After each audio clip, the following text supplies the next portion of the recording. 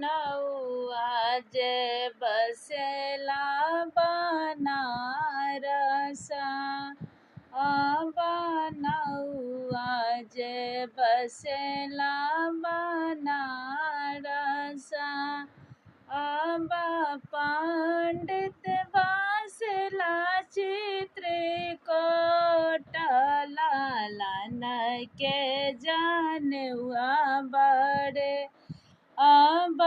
पंडित बसला चित्रकूट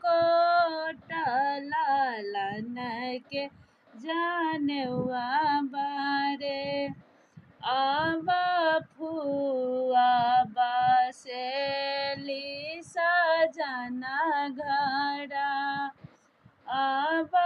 फुआ बसेली सजना घड़ा फूफा बसलन परदेस लालन के जनुआ बड़े फूफा बसलन परदेस लालन के जनुआ बड़े पंडित अइले चित्रकूट से नौआ जे अवले बनारस से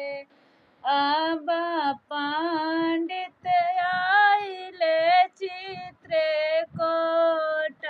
से लालन के जनुआ होई पंडित आइले चित्रकूट से लालन के जनुआ होई फुआ